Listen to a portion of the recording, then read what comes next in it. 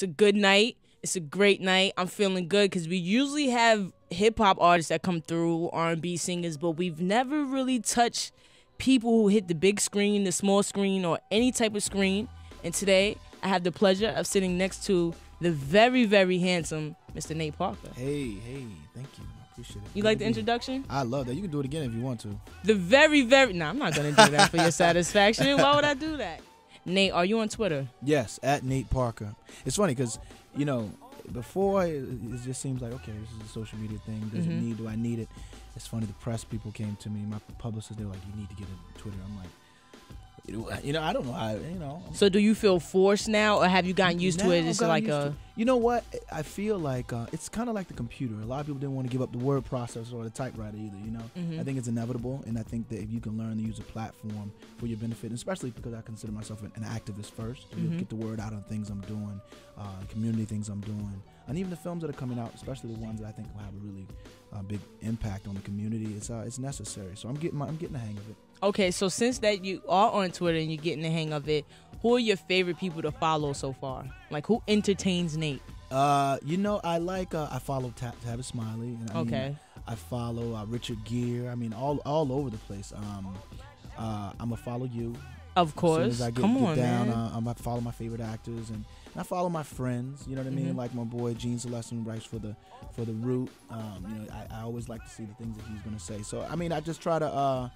When you get that little beep and you push your phone and it's something encouraging, it's good. Hit that retweet button. Retweet. That's right. Easy. Yeah, I'm still learning. You guys aren't hip to it. He's in the new Red Tails movie that which dropped this past Friday. It's in theaters now. You must go see it. It's the story of the Tuskegee Airmen during World War II. I think it's a great story. It needed to be told. Mr. George Lucas is behind it. Anthony Hemingway, am I saying his name right?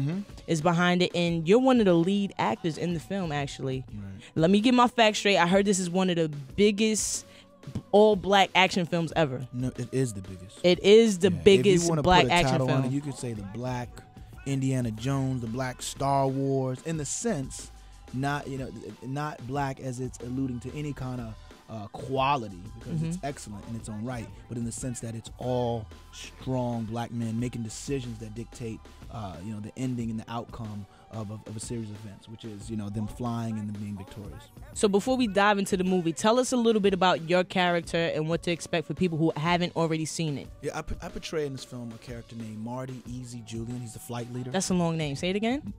Marty Julian is his name. Okay. Easy is what he's go by. You'll hear that a lot. Easy is his nickname. Okay.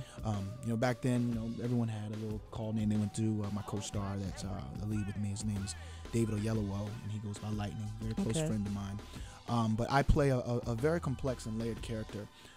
And much like, some of the young people that are in our community today, he has a lot of pressure on his shoulders. Here's a man who's making life and death decisions about the team that he's leading. And he's often losing people, whether they're being captured by the Germans or they're being shot down and killed. And he has to come back with that and then inspire them to be back on the tarmac the next day. At the same time, with their morale high. And it's something that gets to him. If you can imagine a 20-year-old making decisions on if someone lives or dies, and then having to deal with that death, but not in a way that the people under you can see you being affected. So he turns to a vice, which is alcohol, something he leaves on that helps him cope with what he's going through. And people nowadays have all kinds of vices that they need they use coping mechanisms, whether it's drugs or whether it's domestic abuse or whether it's cigarettes or eating disorders. Yeah. We cope with certain things. In this film, specifically this character tells us, through a series of events, that you can be stronger in the situation. You can kick this crutch away and be strong, through the adversity that you're facing. I have to go see it. I don't know even why I waited so long. I have to go see it right after we're going to wrap up here.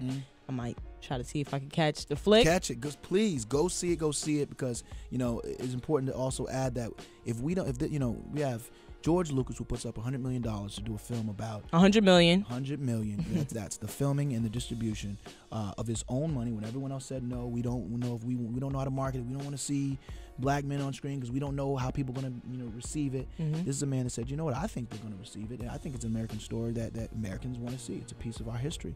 And strong black masculine men. You know, it's literally the contrary of so much we've seen over the last 50 years in film. So, you know, if this isn't successful, then having Oprah stand up with it and having Tyler Perry stand up and say this is, you know, it's the right people backing everyone. So if it's not successful, then, you know, there's an argument that there should never, you know, they don't have to do it because, you know, if the George Lucas, we're not even going to worry about it. The movie's going to be successful, right? And it's already on track. You know, we're already in a great place. We've already broken down so many barriers, and so keep going out, keep checking it out, because it means something to our future, our kids, the next generation of film, the community, seeing themselves empowered, black men and women, because the Tuskegee Airmen were men and women. Yes, it's important that we support our community because I think it's patriotic to want all of our communities to rise for the betterment of our country. Nate, what are you playing in your iPod? I like to get all in the mix with the music. Well, I'm playing everything from Nina Simone to Ryan Leslie to Stevie Wonder to Drake. I try to keep a colorful palette. So besides movies that you're starring in and you're featured in, what movies are your favorites right now? Something that you've seen recently and you're like, man, I really enjoyed that. That's really dope. Recently? Yeah. Oh man. What have I seen recently? Dig deep into the brain. Dig deep. Oh man. Safe House. Okay. I'm a big Denzel fan, and of course he kills it in that. What else? I mean, I can go back. I know it's a while ago, but Inception still blows my mind. That was a great one. It was so creative and so pioneering. I like things that kind of motivate us to do something different. Get yourself to a theater near you ASAP and go check out Red Tails, starring my man, Mr. Nate Parker. And I can't even let another second pass without recognizing you, what you're doing. Okay. You're a pioneer. You know what I'm saying? Like, females as DJs, it's a big thing. I think that you're an inspiration. The same way these men stood up and demanded excellence of themselves. I'm sitting here with you, DJ S.WHiT, doing your own show. We're in this big building, this serious. Got your crew here. I think all of it counts. You know what I mean? I think all we can ask of ourselves. We gotta cut it off. He's making me blush. We gotta end the interview. It's done. It's done. Okay. You got the smile out of me. We're a wrap. Go see the movie. You got Mr. Nate Parker. He's awesome. He's great. It's the Femme Fatale, your girl DJ S.WHiT, and thank you, Mr. Nate Parker. Thank you.